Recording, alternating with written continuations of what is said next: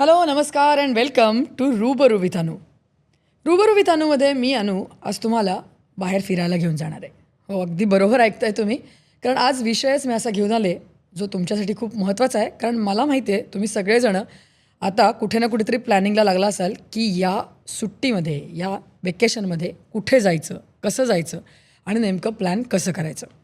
हा माहोल आता बनणार आहे आणि तो माहोल बनण्याकरता ज्या गोष्टी गरजेच्या असतात, ज्या गोष्टी लागू शकतात, या अनुषंगाने आज मी विषय जो घेऊन आली आहे तो अत्यंत महत्त्वाचा आणि तुमच्यासाठी खूप गरजेचा, तो म्हणजे टुरिझमचे बदलते ट्रेंड्स.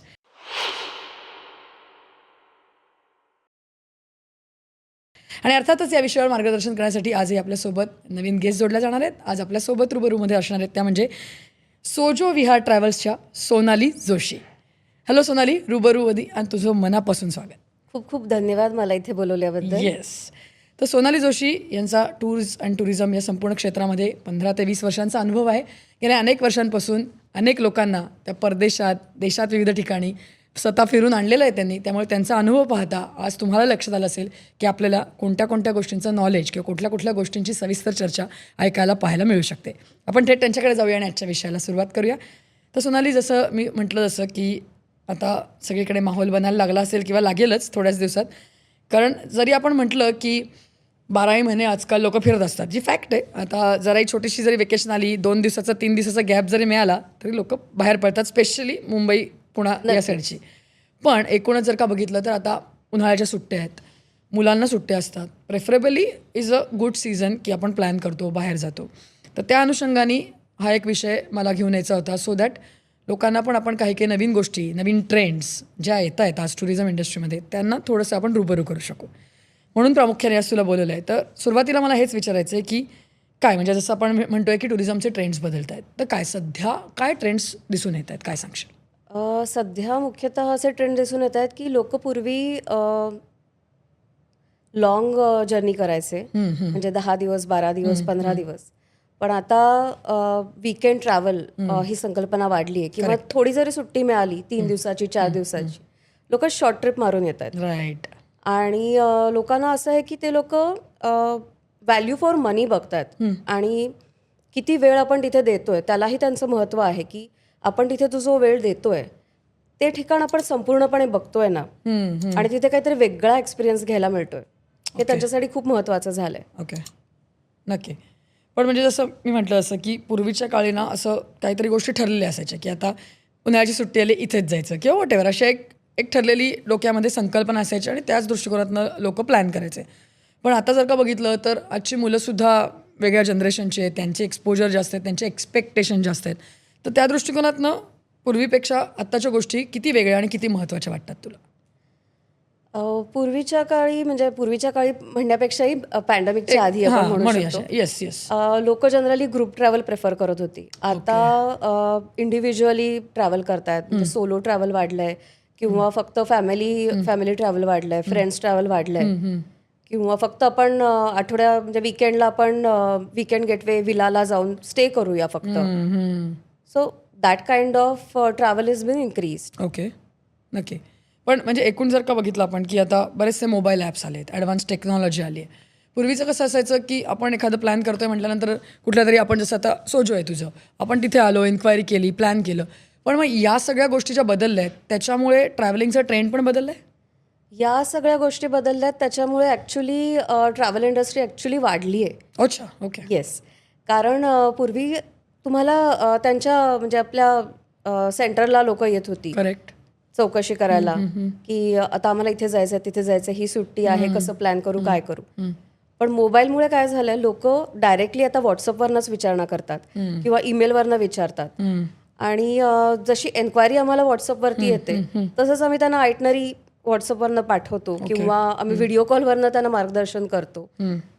तसंच बुकिंगही आजकाल डिजिटल झालंय, त्याच्यामुळे जे पूर्वी वेळ लागायचा ते आता क्विक होतं. करेक्ट. आणि त्याच्यामुळे बजेट फ्रेंडली उलट जास्ती ट्रॅव्हल व्हायला लागलंय. बरं. टुरिझमबद्दल बोलताना सगळ्यात महत्त्वाचा प्रश्न येतो तो म्हणजे आता आपण जर का भारतातला विचार केला, अजूनही लोक आहेत की ज्यांना भारत बघायचा आणि ऑब्व्हियसली तो बघितला पाहिजे. भारतात एवढी वैविध्यपूर्ण ठिकाणं आहेत. तर सगळ्यात महत्त्वाचा प्रश्न तुला लोक विचारतील की आपल्याही डोक्यात येतो जो म्हणजे की मग भारतामध्ये कुठल्या 5 जागा किंवा कुठल्या गोष्टी 5 असं नाही कुठल्याही ठिकाणं तू सजेस्ट करशील जी बघितलीच पाहिजेत? भारतामध्ये तू म्हणशील तर इतकी विविधता आहे ना, तर Absolutely. प्रत्येकाच्या आवडीनुसार तो कुठे जायचं ते ठरवू शकतो. ओके ओके तर समजा एखाद्याला वाळवंट आवडत असेल तर तो राजस्थानचा विचार करू शकतो. इवन अच्छा पॅलेसेस राजस्थानमध्येच जास्ती आहेत.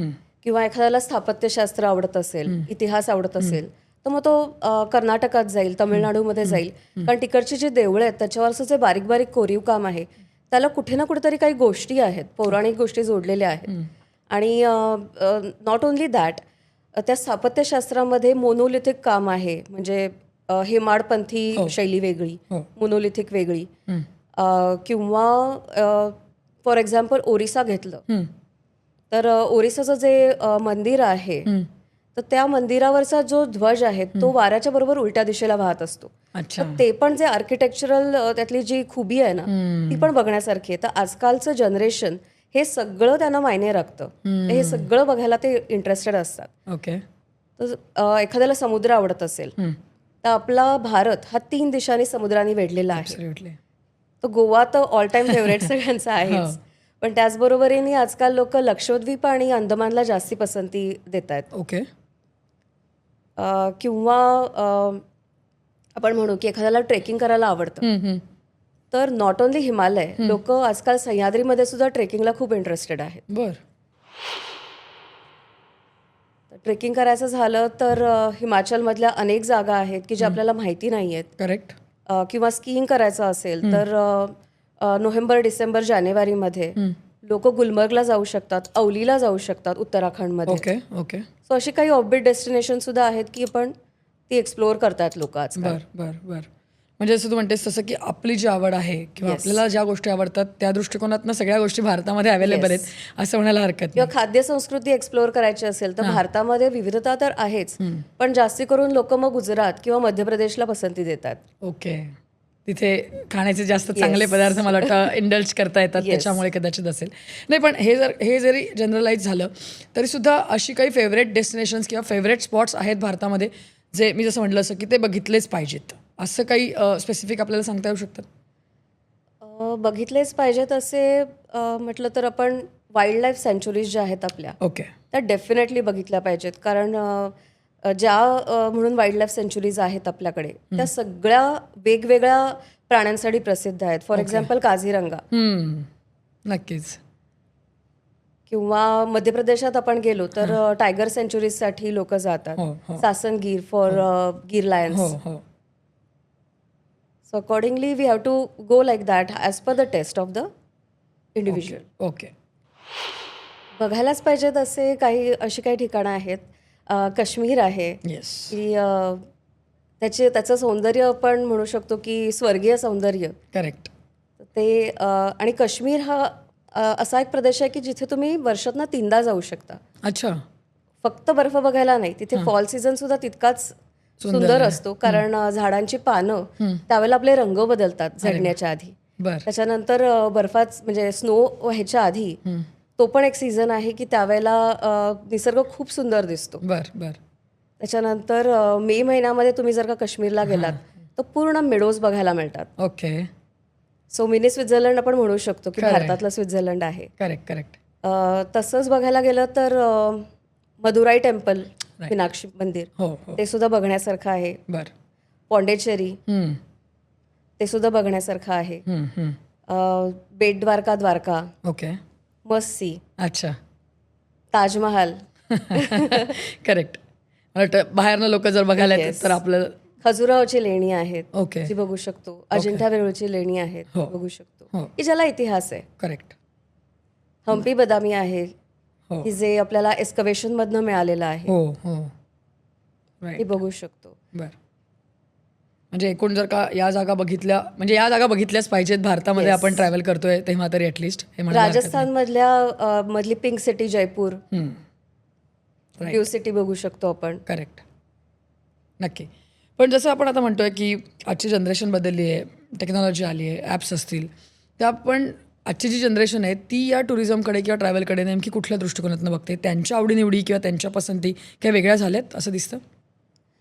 हो नक्कीच. ती लोक आजकाल ना अभ्यास करून येतात. म्हणजे डायरेक्ट ज्या रेडी आयटनरीज आहेत त्या त्यांना फॉलो करायच्या नसतात. अच्छा. म्हणजे आपण उदाहरणार्थ घेतलं तर सिमला कुलू मनाली हे 5 दिवसात ट्रेडिशनली आम्ही कव्हर करतो. हां. पण ते लोक म्हणतात ठीक आहे, we will go for 4 days. आम्ही फक्त मनाली कव्हर करू, कसोल कव्हर करू हां. आणि कुलू कव्हर करतो त्याच्यामध्ये. अच्छा. We are fine with it, but we will enjoy it thoroughly. Okay. So त्यांना तिकडचे कॅफे बघायचे असतात. तो एक अनुभव घ्यायचा असतो की त्या कॅफेमधनं बसून जी खळाळती नदी आहे ती वाहताना बघायची करेक्ट करेक्ट. किंवा सनसेट बघायचा आहे. सो फॉर एक्झाम्पल गँगटॉकला जाणार, दार्जिलिंगला जाणार आणि त्यांना त्या टायगर हिलवरचा सनसेट सनराईज बघायचा असतो. Okay okay. सो असं काही ऑफबीट एक्सपिरियन्स त्यांना हवे असतात. बरं. किंवा आजकाल जेन्झीजना कसं आहे की त्यांना कामासाठी खूप ट्रॅव्हल करावं लागतं. पण तेच डेस्टिनेशन थोडंसं एक्सटेंड करून राहतात and they explore that city और प्लेस. ओके. किंवा काही अशा जागा आहेत की जिथे अजूनही रेंज नाही आहे. सो मोबाईल फ्री झोन्स त्यांना एक्सप्लोर करायचे. अच्छा. Social detox. येस. ओके. किंवा आजकाल आजची पिढी जर का असं म्हटलं तर ती खूप हेल्थ कॉन्शियस झाली आहे. Correct correct. तर ज्या काही जागा आहे की जिथे रेज्युवेनेशनला चान्स आहे, फॉर एक्झाम्पल केरळला निसर्ग सौंदर्य तर आहेच, हो. पण त्याच्या बरोबरीने त्यांना डिटॉक्स सुद्धा होता येतं. ओके. बर. सो ट्रॅव्हल हे त्यांना हेक्टिक नको आहे आजकाल. त्यांना शांततेसाठी आणि आनंदासाठी हवंय. ओके. बरं. म्हणजे गोष्टी कुठेतरी चेंज होताना दिसत आहेत आजच्या जनरेशनच्या, असं म्हणजे म्हणायला पुरेपूर आनंद घ्यायचा आहे त्यांना थोडक्यात. करेक्ट. कारण म्हणजे एकाच ठिकाणी जाऊन पटापट आपल्या 4 ठिकाणं बघितली, टिकमार्क केली, असं ट्रॅव्हल राहिलेलं नाही आता मला वाटतं. येस. कारण एक पॅन्डेमिकच्या आधीपर्यंत 10 वर्षापूर्वी सुद्धा लोकांचा असा ट्रेंड होता की पासपोर्टवरती आम्हाला स्टॅम्प्स हवेत, आम्ही इतक्या देशात जाऊन आलो, तितक्या देशात करेक्ट जाऊन करेक्ट. आलो. आता हा ट्रेंड बदललाय. लोकांना तसं नको आहे ओके. की मी एकाच देशात गेले but I have spend 10 days 15 days ample time over there, आणि मी तिथलं सगळं थरो बघितलं, मी तिथलं कल्चर एन्जॉय केलं, मी तिथलं फूड एन्जॉय केलं, तिथला एखादा पदार्थ शिकून आले त्यांच्या बरोबरीने, अच्छा. तिकडचं क्राफ्ट बघून आले, ओके. एखादं क्राफ्ट तिकडनं शिकून आले. फॉर एक्झाम्पल आजकाल लोक हाँगकाँग चायनाला जात आहेत. अच्छा. मार्शल आर्ट शिकायला. ओ. अच्छा. सो असेही काही आता जेन्झीजना प्रेफरन्स आहे की आता आम्ही एक्सप्लोअर करतोय, ते आम्हाला पर्टिक्युलर एक त्यांना हे हवं असतं की मला हे शिकायचं, हे बघायचं, हे खायचं, हे ट्राय करायचं, किंवा ॲडव्हेंचर ट्रॅव्हल करायची आजकाल त्यांची इच्छा असते. Correct correct. For example Andaman निकोबारला जातात, not traditional itinerary, but they will stay over there for 7 days 8 days. 4 दिवस तिथे स्कुबा डायव्हिंग शिकतात. Correct correct. आणि सर्टिफिकेशन करून मग परत येतात. नाईस. गुड. मला असं वाटतं जे आपण टुरिझमचे बदलते ट्रेंड्स म्हणतोय ते हेच आहेत कुठेतरी, आणि मला वाटतं हे खूप पॉझिटिव्ह वाटत आहेत. कारण जर का तुम्ही तिथे जाऊन एखादी गोष्ट थरली ॲब्झॉर्ब करताय, ग्रास्प करताय, शिकून येत आहे नवीन काहीतरी, तर खूपच चित्र बदललेलं दिसतंय. नक्की.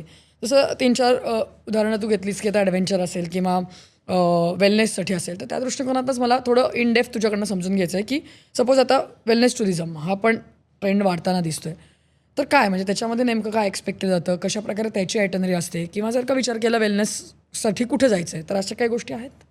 वेलनेससाठी लोक महाराष्ट्र आणि केरळ प्रेफर करतात. अच्छा. बरं. कारण महाराष्ट्रात साताऱ्याला अशी काही रिसॉर्ट्स आहेत, लोणावळ्याला अशी काही रिसॉर्ट्स आहेत की जिथे मनशांती तर मिळतेच आहे, निसर्ग पण आहेच, आणि प्लस तुम्हाला हेल्थ रिलेटेड सर्व्हिसेस पण मिळत आहेत. म्हणजे उदाहरणार्थ मसाज आहे किंवा योगाचे सेशन्स आहेत तिथे, मेडिटेशन घेतली जातात, आणि त्याचबरोबरीने तुम्ही दिवसा एक्सप्लोअर करू शकता, 2-3 तास थेरपी घेऊ शकता. ओके. सो वेलनेसचा ट्रेंड पण खूप चांगला आहे. आणि नॉट ओनली महाराष्ट्र, केरळ, उत्तराखंडला सुद्धा हरिद्वारला जाऊन, ऋषिकेशला जाऊन लोक राहत आहेत. अच्छा. For the purpose of peace. Okay. म्हणजे बघण्याचा दृष्टिकोनच कुठेतरी चेंज होताना दिसतोय असं म्हणायला हरकत नाही आहे. जसं हे वेलनेसबद्दल झालं तसं कल्चर असेल किंवा हेरिटेज असेल ते एक्सप्लोअर करण्यासाठी सुद्धा लोक आजकाल जातात, किंवा आजची यंग जनरेशनसुद्धा इनफॅक्ट त्याच्यामध्ये इंटरेस्ट घेते. तर त्या दृष्टिकोनातनं कसे एक्सपिरियन्स असतात? कल्चरल एक्सपिरियन्सेस घेण्यासाठी आजकाल लोक सणांना आणि उत्सवांना ट्रॅव्हल करायला लागली आहेत. Oh for example kite festival of Gujarat correct. किंवा आपल्याकडे महाराष्ट्रातला गणपती. तर फक्त भारतातच नाही पण परदेशातनं सुद्धा फॉरेनर्स आपल्याकडे गणपतीसाठी येतात पुण्यामध्ये, पुण्याचे गणपती बघायला. अरे वा. बर. आपली दिवाळी बघायला लोक येतात. दुर्गापूजा बघायला लोक कलकत्त्याला जात आहेत. Correct correct. रथोत्सव असतो ओरिसामध्ये, तो बघायला जातात जूनमध्ये. सो असे वेगवेगळ्या प्रकारचे हे दिसून येतात असं. वेगळा एक्सपिरियन्स मिळतो लोकांना. त्याच्यानंतर लोकांमध्ये मिसळायला मिळतं, ती संस्कृती बघायला मिळते आणि त्यावेळेला जे केलेले पदार्थ असतात ते सांगायला मिळतात, ते वेगळंच. Correct correct. सो सगळ्या बाजूने विचार करून ह्या अशा प्रकारच्या टूर्स. आणि त्यावेळेला कसं असतं ना की त्यावेळेला वेगवेगळ्या प्रकारची म्हणतो आपण एक्झिबिशन्स पण लावलेली असतात. ओके. तर त्या त्या ठिकाणचे लोकल आर्टिफॅक्ट्स बघायला मिळतात. करेक्ट. त्या गोष्टी घ्यायला मिळतात. खरेदीही होते आणि कल्चरही जाणून घेता येतं. Correct correct. नक्कीच मला वाटतं हा पण एक खूप चांगला ट्रेंड आहे असं म्हणायला हरकत नाही. आणि एकूण जसं आता आपण म्हणतोय की ही जनरेशन आहे, त्यांना ॲडव्हेंचरची आवड आहे किंवा ॲडव्हेंचर स्पोर्ट्स त्यांना करायचे असतात, तर त्या दृष्टिकोनातनं पण वेगवेगळ्या ठिकाणं ते हे करतात, चेकआउट करतात. तर नेमकं कशा प्रकारे, म्हणजे आता तू उल्लेख केलास जसं की स्कुबा डायव्हिंग, तर अशा प्रकारे कुठले आणखीन वेगवेगळे ॲडव्हेंचर स्पोर्ट्स केले जातात? स्कीइंगसाठी लोक विचारतात. तर स्कीइंगसाठी डिसेंबर ते फेब्रुवारीमध्ये गुलमर्ग तर आहेच. ओके. त्याचबरोबरीने अवली म्हणून उत्तराखंडमधली एक जागा आहे, तिथे स्कीइंग शिकवलं जातं. तिथे लोक जातात यासाठी. त्याच्यानंतर ऋषिकेशमध्ये लोक बंजी जम्पिंगसाठी जातात. राईट राईट रिव्हर राफ्टिंगसाठी जातात. राईट. रिव्हर राफ्टिंग आपण लडाखमध्ये पण करतात लोक, भूतानमध्ये करतात खूप. Okay okay. त्याच्यानंतर स्टॅच्यू ऑफ युनिटीच्या इथे नर्मदेमध्ये रिव्हर राफ्टिंग होतं, अरे वा. तेही करायला जातात. पण ऋषिकेशमध्ये तुम्हाला सर्टिफाईड शिकवलं जातं. बर. ओके. सगळे सेफ्टी नॉर्म्स वगैरे तिथे असतात आणि एकदम सर्टिफाईड शिकवलं जातं. बर. म्हणजे ॲडव्हेंचर स्पोर्ट्सकडे ही जनरेशन जाती असं म्हणायला हरकत नाही आहे. नॉट एक्झॅक्टली, कारण ॲडव्हेंचर स्पोर्ट्स सगळ्यांनाच आवडतात असं नाही, पण ज्यांची आवड आहे ते नक्कीच या गोष्टी एकदा तरी करून बघतात. एक मला वाटतं बकेट लिस्ट असते त्यांची की आयुष्यात एकदा तरी हे केलं पाहिजे, बंजी जम्पिंग केलं पाहिजे. तर त्या दृष्टिकोनातनं त्यांचा हे असतो. पण जसं हे बघितलं ना तर बऱ्याचशा हल्ली ऐकायला पण येतं सोलो ट्रॅव्हल करायचं. स्पेशली मुलींमध्ये खूप ती क्रेज हल्लीच्या दिसून येते की मी एकटी जाणार, मी एकटी फिरणार. पण काय म्हणजे या इंडस्ट्रीमध्ये तू इतके वर्ष आहेस, काय वाटतं की सोलो ट्रॅव्हलचा ट्रेंड कशा प्रकारे सेट झाला आहे आणि तो किती मस्त आहे आणि मुलींसाठी सेफ आहे का? मुलींसाठी अगदी सेफ आहे. ओके. आणि सोलो ट्रॅव्हल का करायला पाहिजे, तर त्याच्यामुळे एक स्वतःला मधला कॉन्फिडन्स वाढतो. कॉन्फिडन्स बिल्डिंगसाठी सोलो ट्रॅव्हल हे मस्ट आहे. एक तरी ट्रिप तुम्ही करा सोलो ट्रॅव्हलनी. बरं. त्याच्यामध्ये सोलो ट्रॅव्हल बुक करताना काय काळजी घ्यायला पाहिजे, तर तुम्ही जे हायली रँक्ड हॉटेल्स आहेत ती घ्या. ओके. किंवा घरच्यांना तुमची जी काही आयटनरी आहे ती आयटनरी घरच्यांना माहिती असू दे. करेक्ट. तिकडचे कॉन्टॅक्ट नंबर्स माहीत असू देत. किंवा परदेशात जात असाल सोलो ट्रॅव्हलसाठी तर एम्बसीचा नंबर तुमच्याकडे स्वतःकडे हवा. बरोबर. अदरवाईज सगळं प्री बुक केलेलं असेल तर सोलो ट्रॅव्हल करायला काहीच हरकत नाही. It's very safe. ओके. कारण त्याच्यातनं काय होतं की तुम्ही स्वतःचं व्यक्तिमत्व खुलवता. कारण जेव्हा तुम्ही फॅमिली बरोबर असता तेव्हा जनरली बायका एका कोशामध्ये असतात, एक प्रोटेक्टेड एन्व्हायरमेंट असतं. पण जेव्हा स्वतः तुम्ही सगळं स्वतःवरती आहे सगळं, तर तुम्ही ती एक स्वतःची वेगळी जबाबदारी घेता. करेक्ट. आणि एका वेगळ्या कॉन्फिडन्सने जगामध्ये अवतरता. You are very receptive that time. अनेक गोष्टी तुम्हाला समजतात, तुम्ही लोकांशी इंटरॅक्ट जास्ती करता. आणि जेव्हा तुम्ही परत येता तेव्हा तुम्ही एक वेगळ्याच व्यक्ती बनून आलेले असता. खरं. म्हणजे हा ट्रेंड जो चालू आहे तो पॉझिटिव्ह आहे असं म्हणायला हरकत नाही. फक्त तुम्ही जसं म्हणालात तसं की सेफ्टीच्या दृष्टिकोनातनं जसं काही पॅरामीटर्स आपण पाळले तर सोलो ट्रॅव्हल हे खूपच छान गोष्ट आहे. बरं. आजकाल जर का बघितलं तर क्रूजची पण खूप क्रेज आहे. बरेच जण क्रूजवरती राहणं पसंत करतात. 5-5, 6-6 दिवसाच्या त्याच्या पण टूर्स असतात. काय तो एक खूप वेगळा एक्सपिरियन्स असू शकतो, तो घ्यायला पाहिजे. Cruise travel yes, once in a life time जरूर एक्सपिरियन्स घ्यायला हवा. ओके. कारण त्याच्यामध्ये कसं आहे माहिती आहे का, you don't have to backpack every time. अच्छा. If it is a 5-7 days cruise, तुम्ही एकाच ठिकाणी राहून तुम्ही 3 ते 4 ठिकाणं एक्सप्लोअर करताय. करेक्ट. आणि त्यावेळेला तुम्हाला हे टेन्शन नाहीये की आता मी जेवणासाठी कुठे जाऊ, इथे मिळेल का खायला, किंवा माझी आता फॅमिली आहे, लहान मूल आहे, आई वडील आहेत. तर अशा वेळेला जेव्हा मिक्स एज ग्रुप असतो ना, तर त्यावेळेला नक्कीच क्रूज ट्रॅव्हल हे खूप छान पडतं. ओके. की तुम्हाला राहायला तर छान मिळतच आहे, पुढची काही तुम्हाला काळजी नाही आहे, आणि वेगवेगळे ठिकाणं एक्सप्लोअर करायला मिळत आहेत, आणि एक आपण लक्झरी ट्रॅव्हलचा एक्सपिरियन्स फॅमिलीला देतोय. Okay. So there is no tension at all. बरोबर बरोबर. ओके. सो तुम्ही जसं म्हणालात तसं की एकदा तरी क्रूज ट्रॅव्हल कन्सिडर केली पाहिजे लाईफ टाईममध्ये. आणि आता ते लोकांना कसं झालं माहिती का, स्टेटस सिम्बॉल सारखं पण वाटायला लागलंय की हा आम्ही क्रूजवरती जाऊन आलो बरं का. करेक्ट. नाही पण म्हणजे आहेत त्याच्यात पण काही चांगले फॅक्टर्स किंवा पॉझिटिव्ह फॅक्टर्स हो आहेत. नक्कीच. आणि ना फक्त हे आपल्याला आता माहिती आहेत भारतातल्या हो, क्रुझेस, एक्झॅक्टली. पण परदेशातही अशा अनेक क्रुझेस आहेत. फॉर एक्झाम्पल नाईल क्रूज, त्याच्यामध्ये तर तुम्ही जवळजवळ, नाईल ही जगातली सगळ्यात मोठी नदी आहे, हो. आणि त्याच्यामध्ये तुमची जेव्हा 4 रात्री 5 दिवसाची टूर असते, क्रूज असते, तर त्यावेळेला एक जागा अशी येते ना की तिथे तुम्हाला त्या आखातामध्ये त्या क्रूजमध्ये तुमची बोट वरून खालच्या दिशेला जात असते. So it is almost 150 feet deep you are going. हो. आणि तो एक्सपिरियन्स वेगळा आहे, म्हणजे तुम्ही पाण्याच्या आतमध्ये जात नाही आहात, बरोबर, कळलं. पण हाईट शिफ्ट होते. आणि तो डेकवरनं बघणं डेफिनेटली. करेक्ट. नक्कीच. म्हणजे अशा दृष्टिकोनातनं विचार करायला पाहिजे. इजिप्त सारख्या ठिकाणी तुम्ही नाईलमधनं प्रवास करताय, जी जगातली सगळ्यात डीप नदी आहे, मोठी नदी आहे, आणि तिथे राहता तुम्ही 3-4 ठिकाणं बघताय. अबू सिम्बल आहे, कैरो आहे, लक्झर आहे, ही सगळी ठिकाणं तुम्ही एकाच ठिकाणी राहून बघू शकता, एक्सप्लोअर करताय. करेक्ट. नक्कीच. आणि मला असं वाटतं भारतात सुद्धा आता या क्रूजचं हे खूप चांगल्या प्रकारे एस्टॅब्लिश झालं असं म्हणायला हरकत नाही. तर मुंबई गोव्यासारखे क्रूज पण लोक खूप चांगल्या पद्धतीने एक्सप्लोअर करतात आणि एन्जॉय करतात मला वाटतं. नक्कीच. आणि क्रूज ही फक्त काही राहण्याची क्रूज असावी असं नाही, काही वेळेला डे क्रूज पण असतात. अच्छा. फॉर एक्झाम्पल व्हिएतनामला हलॉंग बेची जी क्रूज आहे, ती स्टे क्रूज पण आहे, पण त्याच्यात आपल्याला डे क्रूजचा पण ऑप्शन आहे. ओके. तुम्ही एकाच दिवसामध्ये दिवसभर 4 आयलंड एक्सप्लोअर करता. अरे वा. आणि मग परत येता. ओके. तसंच ही झाली डे क्रूज. कॅनडाची जी क्रूज आहे, ती सुद्धा खूप 7 दिवसाची जी क्रूज आहे, तो एक एक्सपिरियन्स वेगळा आहे. ओके. Canada cruise. बर. तोही लोक घेतात. युरोपमध्ये लोकल नद्यांचे काही क्रूजेस आहेत. अच्छा. की ज्या 2 दिवस, 3 दिवस, 4 दिवस अशा आहेत. ओके.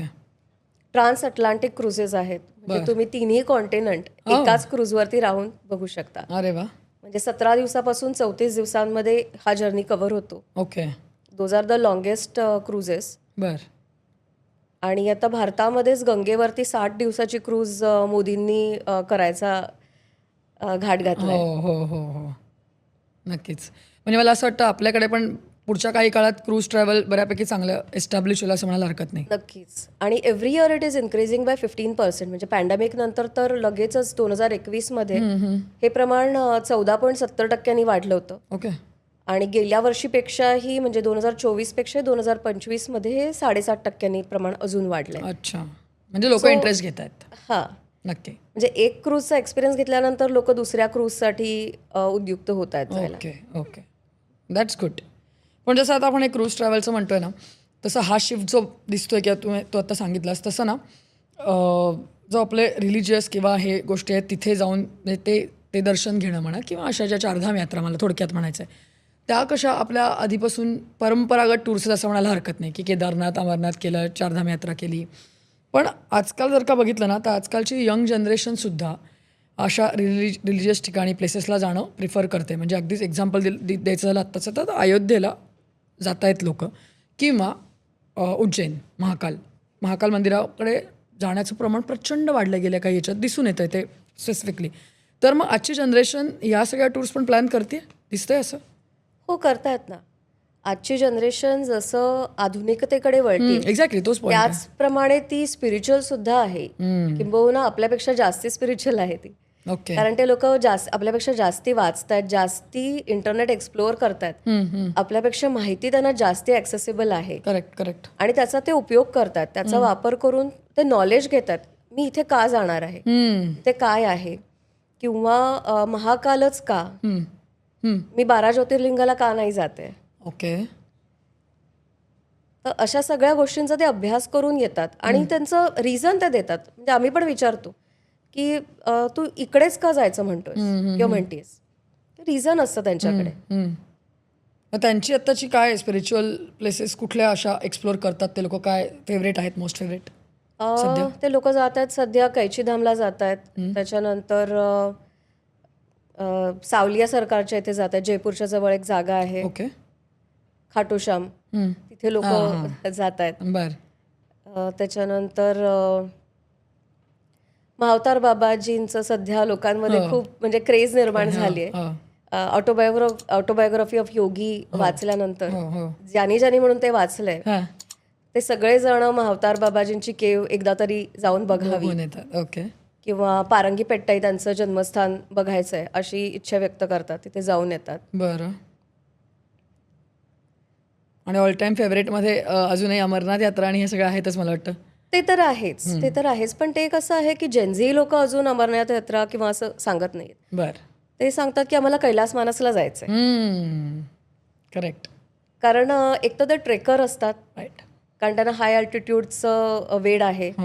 सो मी एवढ्या अल्टिट्यूडला जिथे ऑक्सिजन लेवल एवढी ड्रॉप होतीये, तिथे मी सर्व्हाइव्ह केलं, तिथे मी एवढं चाललो, 52 किलोमीटरची परिक्रमा असते 3 दिवसामध्ये, मी एवढं 3 दिवसामध्ये चालून परिक्रमा केली.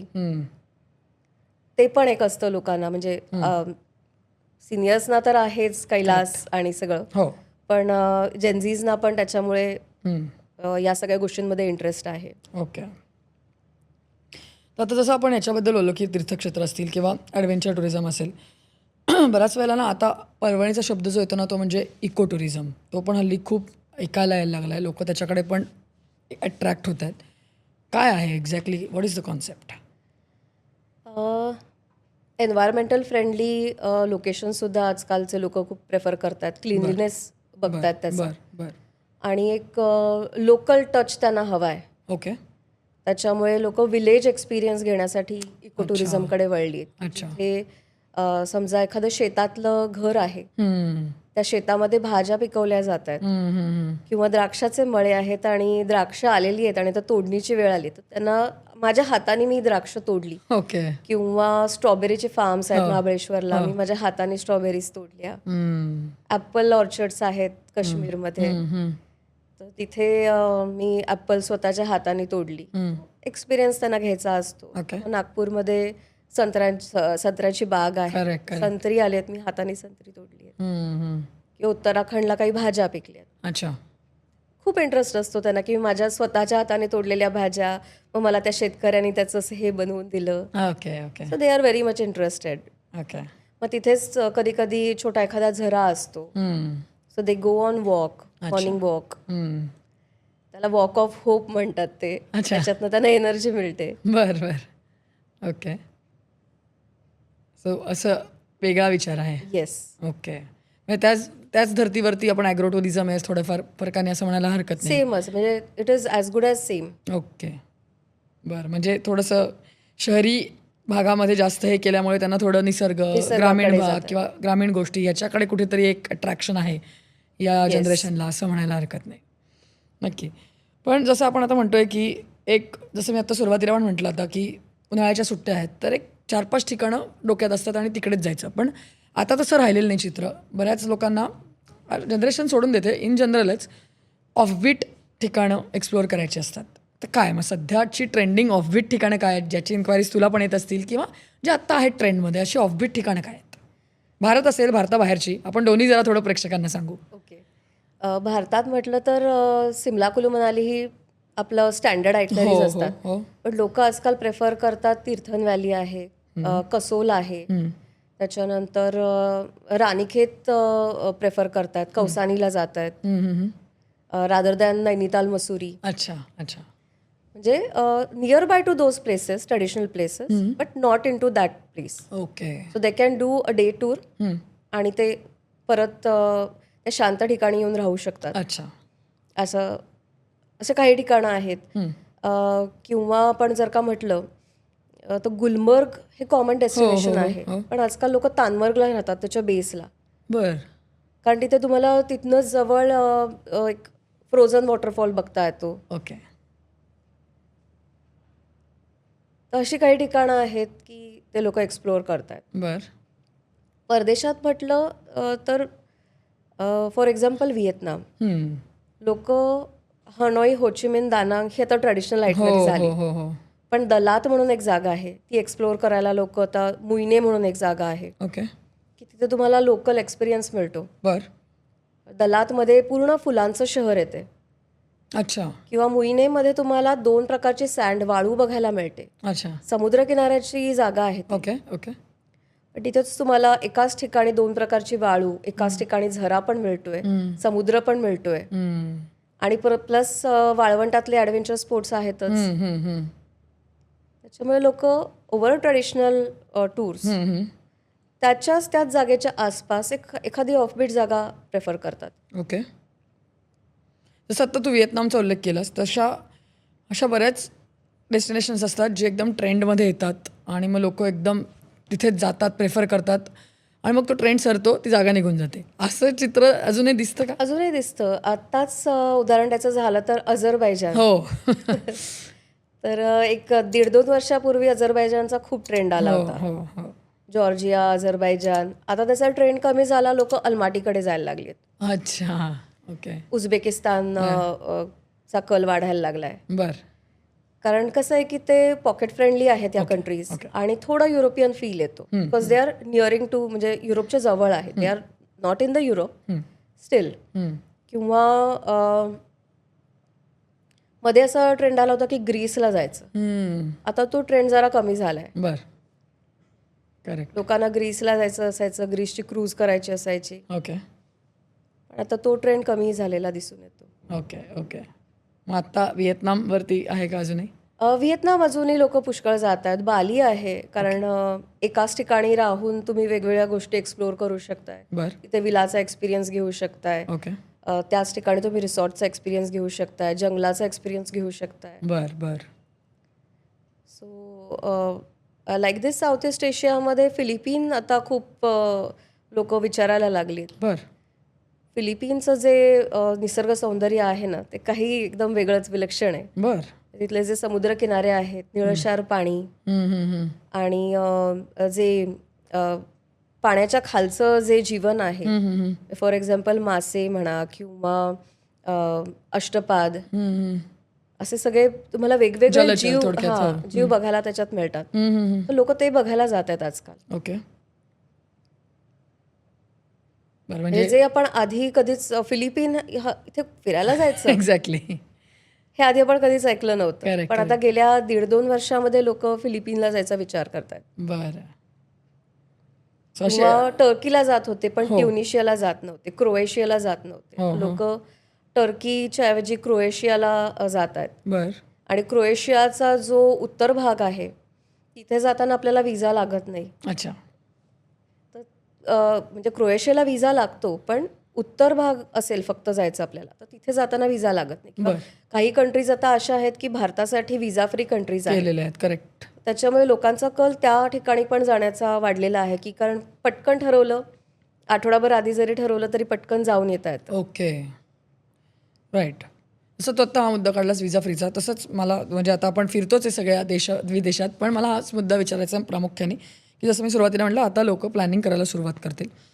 सो काय, म्हणजे नेमक्या कुठल्या गोष्टींचा विचार केला पाहिजे एखादी टूर प्लॅन करताना? नेमके काय काय गोष्टी आपण लक्षात घेतल्या पाहिजेत? एक ॲडवायझर म्हणून तू काय सांगशील? पहिलं म्हणजे बजेट. ओके. दुसरं तुमचा प्रेफरन्स काय आहे, की तुमची लाईफस्टाईल कशी आहे, त्याच्यानुसार पण काही वेळेला आपल्याला हॉटेल प्रेफरन्स असतो, किंवा तुमच्या बरोबर कोण ट्रॅव्हल करणार आहे त्याच्यानुसारचं तुमचं डेस्टिनेशन चेंज होतं. ओके. तर तिकडे त्यावेळेचं हवामान काय आहे ते बघून आपल्याला कपडे काय घ्यायचे. बरोबर. किंवा आपल्याला किती आधी प्लॅन करायला पाहिजे सो दॅट आपल्याला एअरफेअर स्वस्त पडेल. कारण लँड पॅकेज हे त्या मानाने तेवढं महाग नसतं. आजकाल एअरफेअरच जास्ती महागडी झालेली आहेत. तर ते बघून घ्यावं लागतं. ओके. इन्शुरन्स हा एक महत्त्वाचा भाग आहे, कारण लोक ॲडव्हेंचर स्पोर्ट्स करतात हो किंवा काही मेडिसिन्स चालू असतात. हो. ते त्या दृष्टीने आपल्याला ट्रॅव्हल इन्शुरन्स करणं अगदी गरजेचं आहे. ओके. परत आपण काय आणि किती पॅक करतोय खरंय खरंय. तर तेही गरजेचं आहे. बर. किती दिवसाची टूर करायची हम्म. आणि आपल्याला नक्की काय बघायचंय. खरंय. पण अशा वेळेला असे अजूनही ब्लँक किंवा असे जास्त इन्फॉर्मेशन असलेली लोक इन्क्वायरी करतात की एक बेसिक इन्क्वायरी, बाबा मला हे हे हे करायचं आहे, आणि मग त्याच्यानंतर आपण त्यांना प्लॅन करून देऊ शकतो. कसं आहे ना, आजकाल लोक येतात विचारतात, आमच्याकडे ना 10 ते 12 दिवस आहेत किंवा 4 दिवस आहेत, हां. सो ह्याच्यामध्ये काय होऊ शकेल. तर त्या दृष्टीने आम्हाला 3 ते 4 ऑप्शन हवेत. ओके. सो त्याप्रमाणे आपण एक त्यांना स्टँडर्ड आयटनरी देतो आणि विचारतो तुम्हाला यातलं तर काय इंटरेस्टिंग वाटतंय, त्याच्यानुसार आपण पुढे बोलूया, अजून डिस्कस करूया. तुम्हाला त्याच्यामध्ये सुद्धा काही चेंजेस हवेत का, की ही स्टँडर्ड आयटनरी आहे, ऑफबीट हवी तर ती वेगळी आयटनरी मी देईन, माझ्याकडे ऑफबीट पण आहे. पण मग ते ऑफबीट सगळ्यांनाच चालतं असं नाही. करेक्ट. हो हो. समजा ऑल एज ग्रुप असेल घरामध्ये, मिड एज आहेत, लहान मुलं आहेत आणि वयोवृद्ध पण आहेत, तर मग अशा वेळेला सगळ्यांना चालणारी स्टँडर्ड आयटनरी असते. द्यायला लागतं. मग एखाद दिवस आपण ऑफबीट देतो. लहान मुलं आहेत तर समजा आपल्याला तिकडे काही ॲडव्हेंचर पार्क्स किंवा फॅन्टसी लँड किंवा असं काही आहे, एंटरटेनिंग फॅक्टर काही. हां. फॉर एक्झाम्पल सिंगापूर असेल डेस्टिनेशन, ते कसं की एकच डेस्टिनेशन आहे की फुल फॅमिली गेली तरी पण जास्त ट्रॅव्हल नाही आहे, एन्जॉय करू शकते. करेक्ट. मुलांसाठी युनिव्हर्सल स्टुडिओ आहे, लेगोलँड आहे सिंगापूर आणि मलेशियाच्या बॉर्डरवरती. अच्छा. मग अशा काही डेस्टिनेशन्स आपण सांगतो की किती वर्षाची मुलं आहेत. थायलंड असेल तर लोकांना वाटतं थायलंड हे लहान मुलांसाठी काही उपयोगाचं नाही. Correct correct. पण तसं नाहीये. थायलंडमध्ये सुद्धा भरपूर लहान मुलांसाठी करण्यासारख्या गोष्टी आहेत. Okay okay. सफारी वर्ल्ड आहे. अच्छा. तिकडे अजून एक विलेज आहे की तिकडे तुम्हाला हत्तींचं संवर्धन कसं होतं ते बघता येतं. बर बर बर. हत्तींना जो सकाळी जी आंघोळ घातली जाते ती स्वतः तुम्हाला घालायला मिळते. किंवा टायगर पार्क आहे, तिथे स्वतः टायगरला फीड करता येतं. बर बर. अशी बरीच ठिकाणं आहेत की आपल्याला वाटत असतं की इथे लहान मुलांसाठी काय असणार आहे.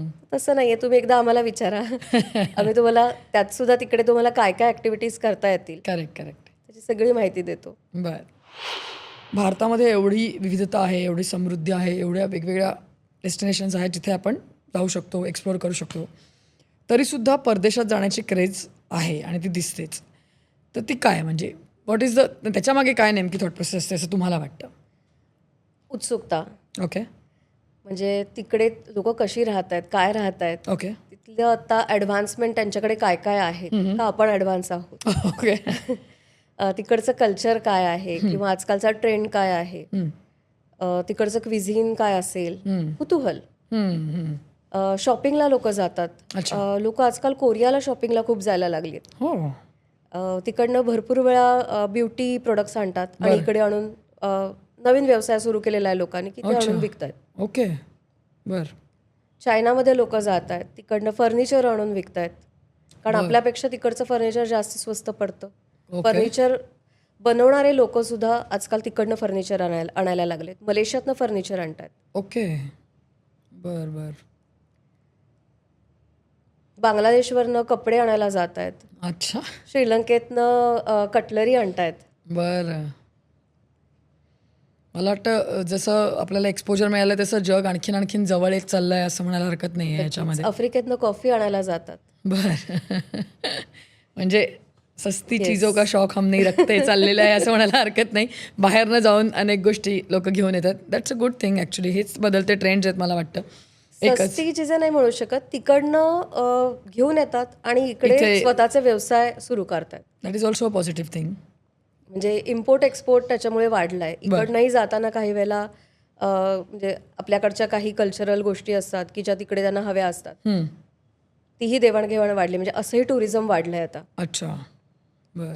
म्हणजे ज्याच्यामधनं काही व्यवसाय उत्पन्न होऊ शकतो. म्हणजे फक्त आपलीच लोक तिकडे जाताना असं करतात असं नाही. बरं. तर फॉरेनर सुद्धा इनबाउंड पण आहे. हे बरं, झालं बरं, आउटबाउंड. बरं. आपण हो, हो, सगळं हो. इनबाउंड हो, हो, हो, आउटबाउंड हो. बद्दल बोललो. नक्की. पण इनबाउंड हा प्रकार सुद्धा जो आहे ना, म्हणजे परदेशातनं लोक आपल्याकडे येतात बरं बरं. आपली संस्कृती बघायला. करेक्ट. हो, हा मुद्दा मी तुला विचारणारच होते की स्पेसिफिकली आता गोव्यात वगैरे गेलं तर तिथे रशियन्स हे आपल्याला दिसतातच प्रामुख्याने, पण भारतामध्ये पण अशी काही डेस्टिनेशन्स आहेत जिकडनं म्हणजे परदेशी लोक पण प्रामुख्याने तिथे येतात. वाराणसी. हो, अच्छा.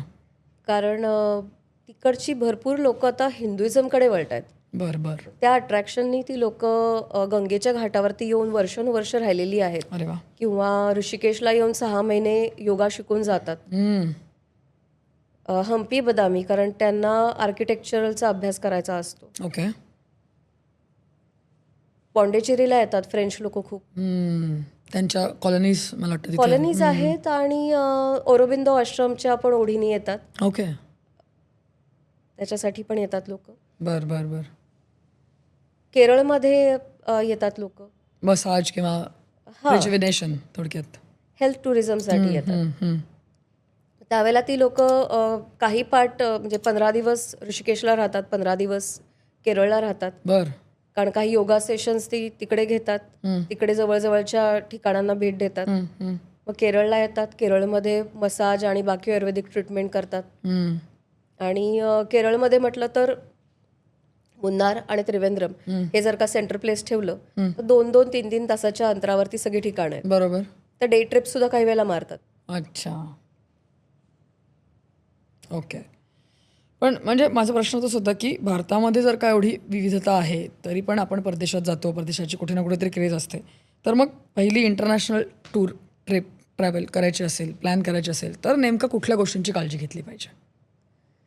सगळ्यात पहिले पासपोर्ट हा तुमचा 6 महिने व्हॅलिड असायला पाहिजे. तुम्हाला कुठेही जायचं असेल. Okay okay. त्याच्यानंतर तुम्हाला किती खर्च करायचा आहे त्याचा तुम्हाला आधी अंदाज बांधावा लागेल. आणि कुठे जायचं आहे की आपल्याला सुरुवात करावी साऊथ ईस्ट एशियानी. ओके. कारण त्यांचं कल्चर, आपलं जे हवामान आहे आणि त्यांचं हवामान आहे ते क्लायमेट साधारणतः मॅच. सिमिलर गोष्टी आहेत. आणि फूडमध्ये सुद्धा म्हणजे फक्त मसाले सोडले ना तर बाकी बऱ्यापैकी सिमिलॅरिटी दिसून येते. म्हणजे एकदमच आपण कुठेतरी वेगळ्याच ठिकाणी गेलोय असं एकदम दडपण येत नाही. Okay okay. तर सिंगापूरपासून सुरुवात करावी असं वाटतं. कारण एकच छोटी कंट्री आहे. 4-5 दिवस इनफ होतात. सो तुम्हाला एक इंटरनॅशनल एक्सपोजर मिळतं. करेक्ट. अंदाज येतो की कसं कल्चर आहे बाहेरचं, काय आहे. बरोबर बरोबर. आणि then you can go on one by one each country every year or 2 countries every year. Correct. Okay. तर पासपोर्ट एक मेन असेल. लगेज, कारण आजकाल त्याच्यावरती खूप रेस्ट्रिक्शन्स आलेत एअरलाईनची. सिझनॅलिटी बघून जावं लागतं. ओके. एअरलाईनचे डिस्काउंट येतात, त्याच्यावरती लक्ष ठेवून आपण बुकिंग कधी करतोय. मी खूप आधी बुकिंग केलं तरी मला स्वस्त मिळालं नाही. असं नाही होत. कारण काय काय वेळेला काय होतं की फेस्टिवलनुसार त्यांचे काही डिस्काउंट्स येतात. आता भारतामध्ये आपल्या फेस्टिवलनुसार येतात बरोबर आहे, पण परदेशातल्या ज्या कॅरियर असतात, फॉर एक्झाम्पल मलेशियन एअरवेज आहे, तर त्यांच्या ॲन्युअल डेच्या आसपास त्यांचे डिस्काउंट येतात. बरं. किंवा एमिरेट्स आहे, सिंगापूर एअरवेज आहे, किंवा ब्रिटिश एअरवेज, त्यांचे डिस्काउंट त्या वेळेला येत असतात. ते तुम्हाला त्याचा अभ्यास करून ती कंट्री तशी चूज करावी लागेल की त्यांचे कधी डिस्काउंट आहेत, की बॅगेज किती देतात. काय काय वेळेला आता फिन एअरमध्ये they don't give you luggage, it's just handbag. अच्छा. बीएच जेट इट्स जस्ट हँडबॅग. तर एक्स्ट्रा लगेज तुम्हाला परचेस करावं लागतं. तर तिकीट काढताना ती काळजी घ्यायला पाहिजे की त्याच्यात किती लगेज अलाउड आहे. करेक्ट. त्याच्यानंतर हॉटेल्स परदेशामध्ये जेव्हा आपण जातो त्यावेळेला आपल्याला विचारावं लागतं what is included and excluded. बरोबर. कारण काही गोष्टी हॉटेलच्या रूममध्ये पण अशा असतात ना, आपल्याला टेम्पटिंग ठेवलेल्या असतात. फ्रूट बास्केट आहे, तुम्हाला वेलकम ड्रिंक ठेवलेलं असतं. ते जर का पॅक्ड असेल तर may be it is you have to pay, chargeable आहे. अदरवाईज तुम्ही विचारू शकता. फ्रीजमधले ठेवलेल्या वस्तू हो पटकन पहिल्या वेळेला समजत नाही. करेक्ट. तर ह्या सगळ्या काळज्या तुम्ही जर का ट्रॅव्हल एजंटकडनं बुकिंग केलं तर ही सगळी इन्फॉर्मेशन तुम्हाला ते लोक दिलेली असेल. त्याच्यामुळे तुम्ही जेव्हा तिथे जाता त्यावेळेला तुम्ही असं अडखळून वागत नाही किंवा तुम्हाला माहिती नसतं किंवा तुम्ही असंच रॅन्डमली काही वस्तू त्या घेतल्यात किंवा असं होत नाही. बरं. तुम्ही पूर्णपणे विथ नॉलेज गेलेले असता. करेक्ट. तसंच आता ट्रॉपिकल क्लायमेट आहे साऊथ ईस्ट एशियाला, तर त्याप्रमाणे आपण कपडे न्यायला कपडे हवे. घेतले पाहिजे. किंवा युरोपमध्ये गेलं तर तिथे कायमच आपल्याला थंडी वाजणार. हो. त्याप्रमाणे आपल्याला विंड जॅकेट न्यायला पाहिजे, थर्मल न्यायला पाहिजेत. हो. किंवा जे कपडे हेवी होणार नाहीत पण उष्णता देतील असे उबदार कपडे, हँड ग्लोव्ज, अच्छा. किंवा आजकाल हिटिंग अशी ना पॅड्स आहेत. हो, बरोबर. हो. ती कॅरी करू शकतो. किंवा परदेशामध्ये आपल्यासारखा चहा मिळत नाही पण रूममध्ये केटल असते, so you can carry ready mix. Okay. काही वेळेला आपल्याला फूड प्रेफरन्स पर्टिक्युलर असतो, की काही जण जैन असतात, स्वामीनारायण फूड प्रेफरवाले असतात. सो इंडियन फूड तर आता सगळीकडे मिळायला लागलं ना. पण जैन सगळीकडे नाही मिळत. तुम्ही तुमची पॅकेट फूड कॅरी करू शकता. तुम्हाला कुठल्याही रेस्टॉरंटमध्ये तुम्ही विचारलं की I have carried my food because of some preferences and allergies, ते लोक तुम्हाला हीट करून देतात. ओके. So you have to carry what ever you require. Okay. आपली औषधं, कारण आपली जी प्रिस्क्राईब्ड औषधं असतात ती तिकडे मिळत नाही. राईट.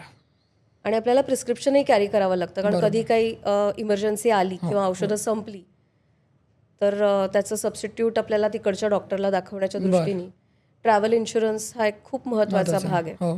कारण असं काही इमर्जन्सी आली तर तिकडे तुम्हाला कॅशलेस तुम्हाला ॲडमिट करून घेता आलं पाहिजे. बरोबर. इमर्जन्सीच्या दृष्टिकोनात ना. राईट.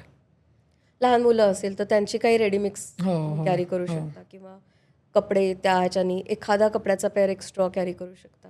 ओके. आणि डॉक्युमेंटेशन विजाच्या दृष्टिकोनातनं काय करायला? डॉक्युमेंटेशन विजासाठी पर्टिक्युलर प्रत्येक कंट्रीचं एक फोटो स्पेसिफिकेशन असतं. तुम्हाला तो फोटो त्या स्पेसिफिकेशननुसार स्टुडिओत जाऊन काढून आणावा लागतो. ITR 3 वर्षाचं फाईल द्यावी लागते. अच्छा. त्याच्यानंतर 6 महिन्याचं बँक स्टेटमेंट आहे. बरं. विजा फॉर्म फिल करून द्यावा लागतो आणि कव्हरिंग लेटर द्यावं लागतं. राईट. आणि आपलं हॉटेल रिझर्वेशन जे आम्ही जेव्हा बुक करतो तेव्हा ते देऊन टाकतो, त्याच्याबरोबरीने तिकीट कॉपी दिलेली असते. युरोपला गेलं तर इन्शुरन्स मॅन्डेटरी आहे विजा अप्लाय करताना. ओके. बाकीच्या कंट्रीजमध्ये मॅन्डेटरी नाही आहे. किंवा US विजा करताना आपल्याला तिकीटही लागत नाही, हॉटेलही लागत नाही, इन्शुरन्सही लागत नाही. तुम्हाला पहिले विजा अप्लाय करावा लागतो. Same applies for UK. Okay. ठीक आहे. आणि आत्ता सध्या ज्या ट्रेंडिंग आहेत किंवा मग विजा फ्री आहेत इंडियासाठी, इंडियन टुरिस्टसाठी, अशा कंट्रीज साधारण कुठल्या प्रिफर केल्या जातात? मॉरिशस आहे. ओके. त्याच्यानंतर नेपाळ आहे, भूतान आहे, श्रीलंका आहे, व्हिएतनाममधलं फुकुक ही एक जागा आहे, ती विजा फ्री आहे. ओके. थायलंड विजा फ्री आहे, मलेशिया विजा फ्री आहे. ओके. मालदीव्स विजा फ्री आहे. ओके. बाली विजा फ्री आहे. बरं. सो बऱ्याचशा कंट्रीज आहेत. ओके. कारण बऱ्याच वेळा लोक त्याचा पण विचार करतात की पहिल्यांदा जायचंय किंवा एक्सप्लोअर पहिल्यांदा इंटरनॅशनल ट्रिप करायची, ऑन अरायव्हल विजा सुद्धा आजकाल लोक प्रेफर करतात. सो आपण आफ्रिका म्हटलं, आफ्रिका कॉन्टिनेंट मधलं केनिया डेस्टिनेशन आहे जिथे ऑन अरायव्हल विजा करू शकतो. ओके. कारण केनियन सफारीसाठी खूप लोक मला वाटतं प्रिफर करतात. राईट. अच्छा. म्हणजे कारण या गोष्टी खूप महत्त्वाच्या असतात आणि बऱ्याच वेळेला आपण जेव्हा इंडिव्हिज्युअली या सगळ्या प्लॅन्स करतो ट्रिप, तेव्हा मला वाटतं या सगळ्या गोष्टींवरती लक्ष ठेवणं फार गरजेचं असतं. ॲब्सोल्युटली. आणि ऑन अरायव्हल विजा असतो त्यावेळेला त्यांची काही पर्टिक्युलर फी असते ती आपल्याला तिथे पोहोचल्यानंतर द्यावी लागते. आणि हे जे काही सेट ऑफ डॉक्युमेंट्स सांगितले ह्यापैकी तिकीट कॉपी, हॉटेल कॉपी, तुमची आयटनरी कॉपी, 2 फोटोग्राफ आणि विजा फी, हे तुम्हाला एक त्याची कॉपी त्यांना तिथे ऑन अरायव्हल काउंटरला, इमिग्रेशनला सबमिट करावी लागते. Okay. they get you visa for the particular duration which you have mentioned. So it is very easy process. It's not so difficult. बरं. नक्की. विषय हा संपणार आहे, पण मी जसं म्हटलं असं की माहोल आता बनला आहे, त्यामुळे लोक बॅकपॅकिंगला सुरुवात करतील थोड्याच दिवसात.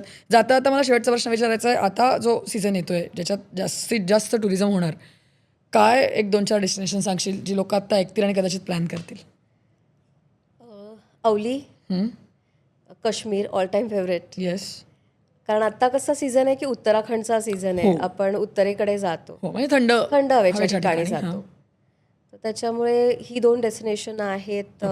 कौसानी आहे, रानीखेत आहे, मसुरी, नैनिताल देअर. ओके. आणि इंटरनॅशनली युरोपचा सीझन आता सुरू होतो. युरोप आहे, टर्की आहे. ओके.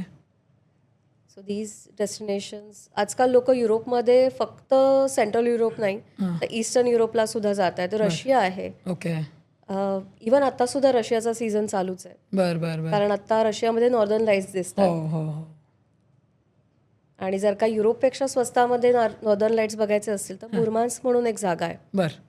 तिकडे आपण नॉर्दर्न लाईट्स कमी पैशामध्ये ओके. बघून येऊ शकतो. बरं बरं, नक्कीच. तर जसं मी म्हटलं असं की आत्ता आपल्या प्रेक्षकांना आपण भारत आणि भारताबाहेर फिरवून आणलं आहे आणि हे आत्ता व्हर्च्युअली जरी फिरवलं असलं तरी बरेचसे लोक आता या सगळ्या प्रवासाला सुरुवात करण्याच्या दृष्टिकोनातून तयारी करत असतील. त्यांना आपण आज बऱ्याचशा गोष्टींची क्लॅरिटी दिली आहे आणि जसं तुम्ही म्हणालात तसं की एक टुरिझमचं पॉझिटिव्ह आणि चांगलं बदलते ट्रेंड्स, बदलतं चित्र पुढच्या 10 वर्षात दिसेल आणि कदाचित इन्क्रेडिबल इंडिया सफल होईल असं म्हणायला हरकत नाही. तर सोनाली, तू आज इथे आलीस आणि रूबरू झालीस, आमच्या प्रेक्षकांना एवढं छान मार्गदर्शन केलंस, चर्चा केलीस, त्याबद्दल थँक्यू सो मच. तुला सुद्धा खूप खूप धन्यवाद. थँक्यू. तर या ऑफबीट विषयासह रूबरू विथ अनुमध्ये आत्ता मी इथेच थांबतोय. तुम्हाला जर का काही प्रश्न विचारायचे असतील, तुमचे काही फेवरेट डेस्टिनेशन्स राहिली असतील, ती विचारायची असतील तर आमच्या कमेंट बॉक्समध्ये तुम्ही आम्हाला नक्की विचारू शकता. आत्ता मी इथेच थांबतोय. नमस्कार.